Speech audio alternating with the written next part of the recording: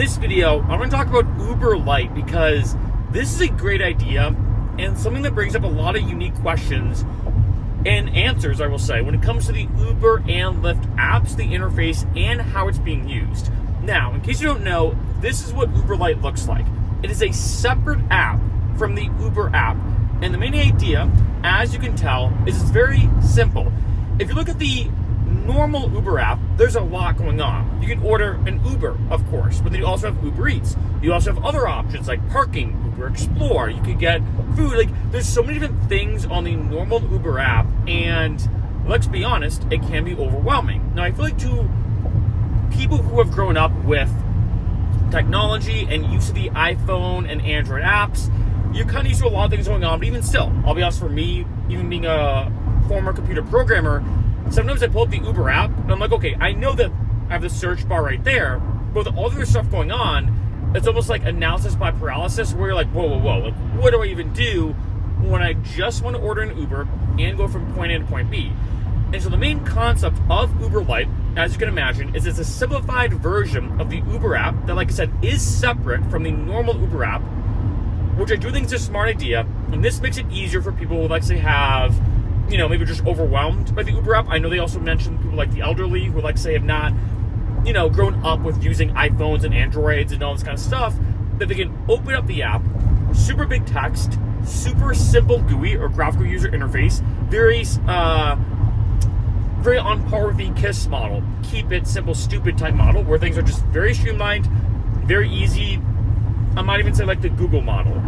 And I think this is a really good idea because when it comes to the Uber Lyft, you know, world and, you know, zeitgeist of the Uber Lyft and ride-sharing era, ride-sharing has changed a lot of the world. And I think what is interesting about Uber Lite, and Lyft, by the way, is following suit. Lyft is following suit with the same idea. I think it opens up the avenues for a lot of people. You know, I think this is huge and a bigger thing than I think most people can realize, I'm being honest. And I wanted to kind of mention this on this video as I'm driving right now because I have a lot of thoughts about this. But I think this is big because Uber and Lyft is now integrated in our society. You know, I mentioned before in a lot of videos because I've done, like 500 or 600 videos about ride sharing. This channel started out as a ride sharing channel. Now I'm doing, you know, more of a pivot to making money in general in different ways. But of course, I still talk a lot about ride sharing, what's going on in the ride share world. And one thing I will say is that, you know, you can tell that if you go to Vegas or any big place, you have Uber and Lyft pickup locations. You know, if you go to the airport, every airport now, if you think about it, has had construction specifically designed for ride sharing. It's kind of crazy to say in this way, but ride sharing has really changed the entire layout of most, if not all, airports, right? And, you know, if you think about the power that ride sharing has over the world now, for better or for worse, you know, I think mostly for the better, this is huge. And a lot of people use Uber and Lyft to get to and from the bars. That's really how it started, as a way to be like, hey, don't drink and drive, be safe, be responsible. Here's a great way to get to and from the bars. In addition, here's a great alternative to taxis that you don't have to spend a ton of money. You don't have to worry about, and a lot of people forget this, I think especially like Gen Z, that back in the day, and I do kind of remember this, that back in the day, you get into a taxi and be like, shoot, I hope the taxi person isn't taking us the wrong way to increase the fare, right? Like, of course, let's say there's a route that's only 5 minutes, but I take a circuitous route and it takes 20 minutes, and I don't know the difference, like say someone doesn't know the city, I'm gonna spend way more money. That was a huge issue. So Uber and Lyft solved a lot of issues with the taxi industry, with the transportation issues and whatnot, and especially getting around. And I think especially now in this day and age, you know, you're looking at people living longer, healthier lives, that as you get older, it's just part of it, driving becomes not as easy, right? And there's a lot of physiological reasons behind that. I might even say psychological reasons, just aging in general. And so I think this is a really good idea. I know it seems like a random side note that I'm taking on this review, so to speak, of Uber Lite, but I love this idea because I know people that I've talked to who are like, say, 50, 60, 70 plus, who are like, hey, Mark, I know you know a lot about this Uber thing, this Lyft thing. My son or daughter has used it. My niece or nephew has used it. Can you help me use it? And I can see that if you're not somebody who's used to a lot of apps, that if you're not that technologically savvy, you open up the app and you're like, Jesus, what do I even click? What do I even do? Like, and I can see that. It can be very overwhelming. It is very overwhelming to use a normal app. And I think this is a great idea, just being honest. You know, I really like this concept. And I can see also, too, because I haven't really seen anything like this. I mean, correct me if I'm wrong, maybe some people know. I feel like I haven't seen anything like this a lot in other industries where you have two separate apps. Like, imagine if there's like the Facebook app and then Facebook Lite. If let's say you want to comment on your grandson's graduation picture, right? I'm just making something up. I think this is a very smart idea that opens up a huge amount of floodgates in my mind, and that's why this video seems like a bit of rambling. And granted, I am driving, so I might as well, kind of make a fireside chat style video related to Uber Lite. But I think this is actually a bigger concept and idea than most people think, because one, like I said, it allows more people to use Uber and Lyft. If, let's say, you are older and the Uber and Lyft app is overwhelming, which it can be, the app can be overwhelming because there's so many different options. You pull up the app, super simple. One, that's huge, and I think that's also going to increase it. One thing I would say, though, which is kind of interesting, as a side note, this app started in other countries, right, from different parts of the world, not America. So I do kind of wonder why, and let me know what you think in the comments, why Uber's like, okay, let's roll out this new Uber Lite app, which is, I think, a phenomenally genius idea. I'll be honest, I think it's a genius idea.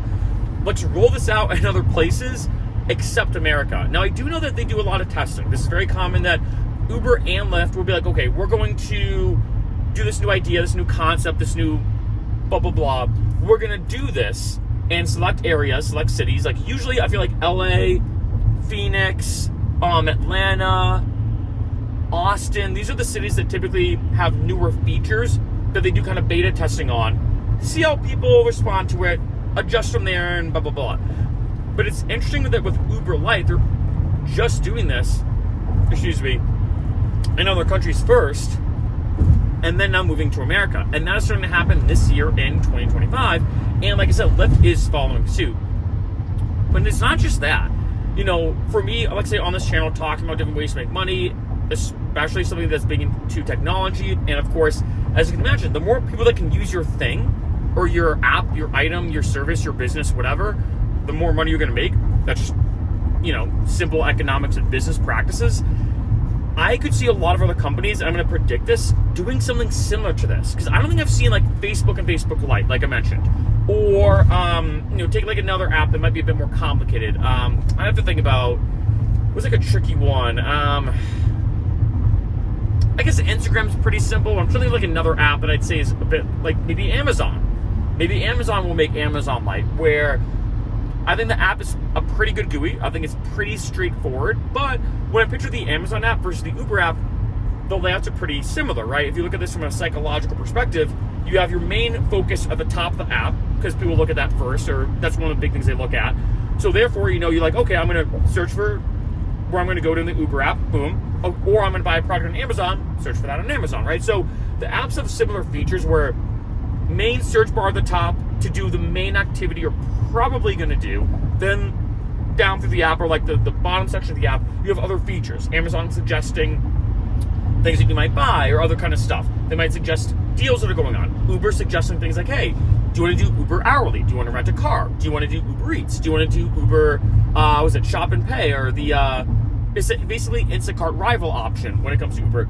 A lot of different things, right? So these apps have similar layouts, but I could see, I'm going to be honest, a lot of other apps following suit when it comes to this, because they're primarily trying to target people, like, say, have a hard time seeing, potentially, like, say, your eyesight's not the best, and there's so much going on, you're like, oh, this is overwhelming.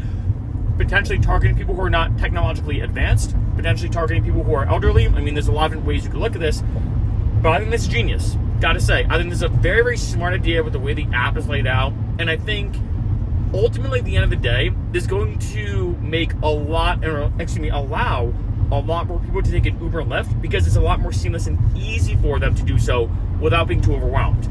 And I think it's going to equal more rides, more people taking them. It's going to allow a lot more people to get around easier with the benefits of ride sharing. And then also, what I hope, from my perspective, on the flip side of it now, for the drivers, that allows you to make more money, right? I mean, this doesn't really affect any of the drivers directly. It's not like, an Uber Lite ride is any different than a typical Uber ride. It's the same thing. The only difference is, one, it's a different app, and two, more of a simple GUI, right? More of a simple interface and layout when it comes to using the app itself. And if anything, if I had to look at how it's going to affect drivers, like I said, the rides are pretty much the same. The driver's not going to really know the difference between an Uber Lite ride and an Uber ride, although I'd be kind of curious if, like I said, the app Maybe someday the Uber driver app will inform you of that. I don't know. But I think at the end of the day, that's probably, I mean, I feel like almost inevitably going to equal more money in drivers' pockets, as now more drivers are going to have more people are going to have the accessibility to use Uber and Lyft, which should hopefully equal more rides, which means more money in drivers' pockets. Gotta say, overall, phenomenal idea.